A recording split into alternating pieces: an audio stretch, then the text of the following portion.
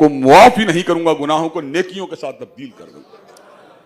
حضرات گرامی قدر، اللہ تبارک و تعالی نے گناہوں کی گریوٹی کو واضح کرنے کے لیے اور شیطان کی جو یاسیت کا وار ہے اس کو مٹانے کے لیے اور نا امیدی کا اندھیرا جو ہے اس سے انسانیت کو باہر نکالنے کے لیے بڑے ترین گناہوں کی مثال دے کر اپنے بندے کے ٹوٹے ہوئے دل کے اوپر مرہم کو رکھا۔ تو کتنا بھی بڑا پاپی کیوں نہ ہو، تو شرک سے بڑا گناہ تو نہیں کر سکتا، تو قتل اور زناکاری سے بڑا گناہ تو نہیں کر سکتا، اور شرک کا ارتکاب کرنے والے اور قتل کرنے والے،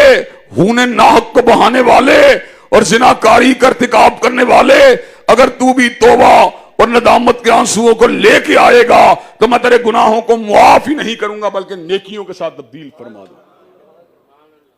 حضرات گرامی قدر، پھر ایسا ہوا کہ نہیں ہوا؟ تاریخ نے شہادت دی کہ وہ جو 99 انسانوں کا قاتل تھا، جب 99 انسان قتل کرنے کے بعد اللہ کی رحمت کا طلبگار ہوا تو ایک عالم کے پاس پہنچ کے الفاظ کہے، کیا میری بھی خطاؤں کے معاف ہونے کے کوئی امکانات ہیں؟ کہا نہیں ہیں، اس کو بھی قتل کر ڈالا۔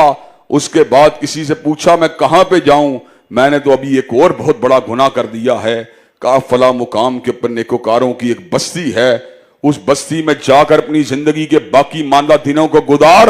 شاید کہ اللہ تبارک و تعالیٰ کی رحمت جو ہے وہ جوش میں آ جائے۔ خالق کل شیء فقدرہ